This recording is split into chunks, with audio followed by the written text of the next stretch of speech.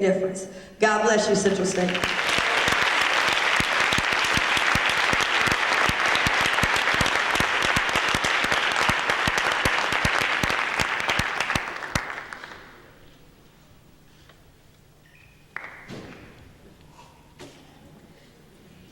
Okay, we'll now invite Bishop Bobby Hilton from the Word of Deliverance Ministry out of Forest Park, Ohio.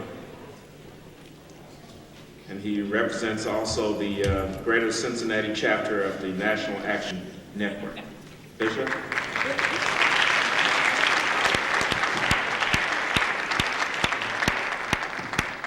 Thank you very much, Dr. Ford, and to the Honorable Mayor Bayless and State Representative Alicia Reese and all of the great people that are here tonight. I bring you greetings from Cincinnati, Ohio, and we're glad to be in the house tonight.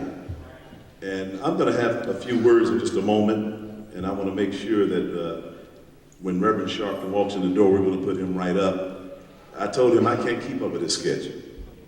He has one hectic schedule. You know, he flew in this morning to Cincinnati, and went right to interviews. He did a luncheon, left there, went to his radio show, left there, changed clothes, went to his television show on MSNBC. And if you saw me on my little gadget here, I'm keeping up with right where he is. And he's almost here. But I am so honored that we have here tonight our chapter president, and many that came all the way from Cleveland, Ohio. Yes. And before I go forward, I'm going to ask Marsha McCoy if she would come forth and bring us some greetings all the way from Cleveland. Come on, let's greet her and let them know we are so happy and proud they're here. I'm going to keep it short and simple. But I do want to thank God for bringing me over the dangerous highways. Yes. Dangerous seen and unseen. And I truly thank him for being in this position. And I think I was looking for the Cleveland chapter here. There's a van load. They may be somewhere out there. But I thank God for the leadership of the Reverend Dr. We call everyone a doctor, Al Sharpton, for the vision that the Lord has given him. In that, he's doing this Freedom Summer, and he's pressing for our voting rights. Why would they want to suppress our vote if it wasn't so important? Why would they want to purge in the city of Cleveland, Ohio, 17,699 votes from the voter roll? And why is it that when we went to our Cuyahoga County Board of Elections and questioned, how are you going to advertise that you've suppressed this vote, that you've deleted it from the rolls? How are you going to let the individuals know? I said, can you all put it in the paper? So they said no. I said, well, how are you going to advertise it? And so I went to our 3 commissioners at that particular time. We took a lot of people down there. And they said, well, we'll advertise it. So we looked, and we looked in the paper. We looked in the Sunday paper. We were voting on Tuesday. Come to find out, they did put it in the paper, but guess where they put it? In the pet section. So it didn't matter. We had a couple of days to go tell individuals. We went to churches. We announced it on the radio. We did all we could to get our people out to vote. Why is our vote so important that you want to suppress it? So what I'd like to say to each and every last one of you, and thank you, Bishop Hilton, for allowing me a few words, but thank you. I'm saying it's so important for us to vote. You know why? This is the reason why. I normally wear this.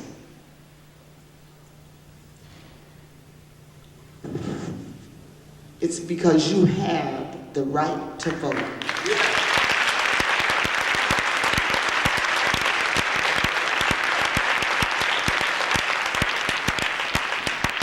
And as I close, you don't have to count bubbles, how many bubbles are in a bar of soap. You don't have to recite the Emancipation Proclamation. You don't have to do any of those things because the groundwork has already been laid. So if I were you, I would exercise my right to vote because you have a right to. Thank you.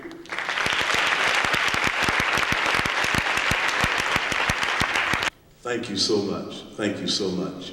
And let me say that we are so honored to be here. Reverend Sharpton, when we knew that he was coming this direction, they began to say, what can we do on that night? What should we do that night? Maybe there's a church up there in Dayton we could go to, and I know we could have found a church in Dayton. But then somebody said, well, why don't we do it a little different? And somebody said, what about Central State?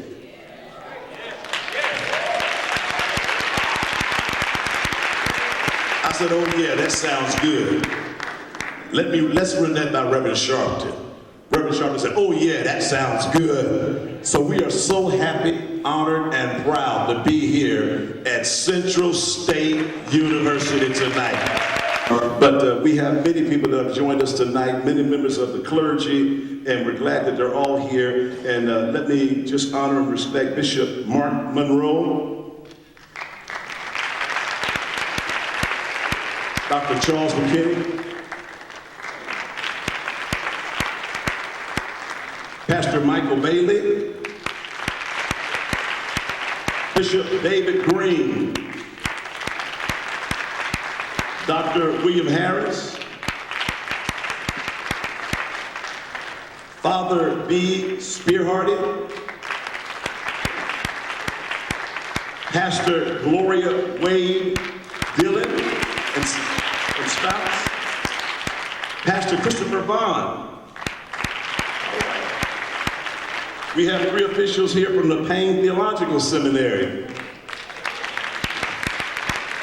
Yeah. Talbert Grooms, President of Wilberforce Alumni Association. All right. All right. President of Wilberforce National Alumni Association. Okay. To say, don't forget that other part. Mr. McCory, or Reverend McCory's here.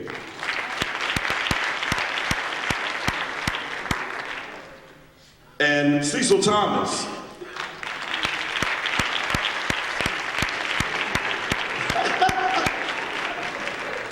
And certainly, Andrew Washington, you heard from him. And what about that young lady that came up here and laid it on us?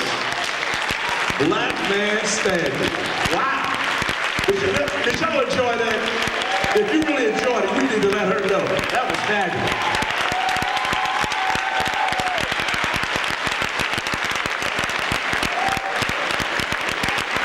That's right.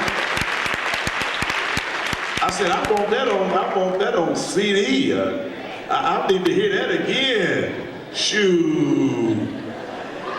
That was good.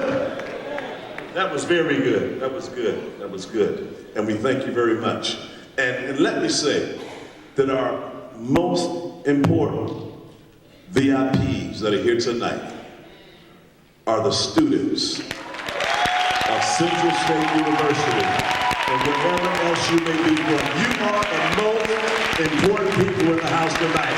Come on, let's celebrate them. Let the students stand. Come on, students, stand. It's your night. We came for you. Come on.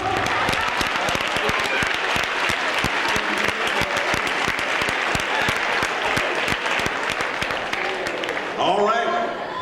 Tell somebody you got it going on. And we absolutely must make sure that everyone is engaged. The title of this tour that Reverend Sharpton is doing, and the title tonight is Voter Engagement Tour. We want everyone engaged. We want our students registered to vote, and we need you voting. I'm glad to say I've been voting since I was 18 years old. Anybody else have been voting since you were 18? Wonderful. I love all the hands of the students that went up. Can y'all do that again? Get a picture of that. We want some pictures. Let's get a picture of all the registered students that are already voting. Give them a hand.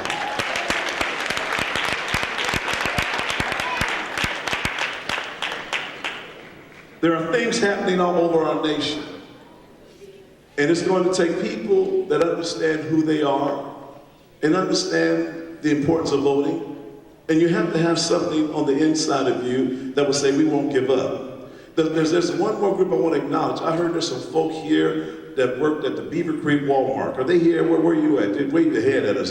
Can you, where they at? Where they at? Y'all are friends. Y'all not our enemies. You work at the Beaver Creek Walmart.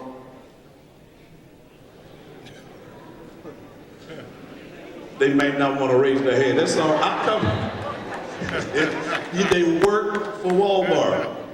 That's all. I'll come sit next to you.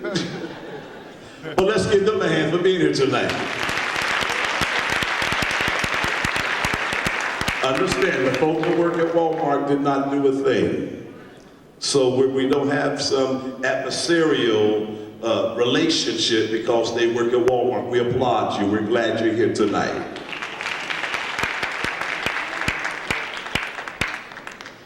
Reverend Sharpton will be stepping in just a few moments, but I want to say, it is so important that we vote, and it's so important that we make our votes count. Our vote is powerful. Our vote is powerful. In 2010, in Hamilton County, where Cincinnati is, we had an election for juvenile court judge. And in that election, the Democrat candidate for juvenile court judge was an African-American female, and the report came out that she lost the election by 23 votes. And there's just something that just didn't seem right about it as we begin to look at where they were getting their data from. And that judge filed a lawsuit because there was an attempt to not count some votes from certain precincts. We started singing, how long has this been going on? People were going and they were in the right precinct. They were in the right precinct and they were being misdirected by poll workers. So they were in the, it's like when you go to a polling place or you may go to a church or whatever, and they may have more than one precinct, or one precinct on one section or one side, another precinct on the other side. They were directed to the wrong precinct and they wanted to throw all those votes away. Well, but they had messed up because people that had voted at the Board of Elections, some folk messed up down at the Board of Elections and they corrected their votes. But they didn't want to correct what had happened at the precincts. Well, you can't correct it at one place and not correct it at all the places. Hamilton County ended up spending about $2 million fighting against votes being counted. We said this must be a pretty important race. When it was all said and done, and when the votes were counted, a year and a half later, that Democratic candidate took the seat as the first African-American juvenile court judge in Hamilton County. And in January of this year, they announced, they got what they called special prosecutors to investigate this judge. They did that about the end of last year. And in January of this year, they announced 9 indictments against this judge. 9 indictments. Now, to tell you how foolish these indictments were,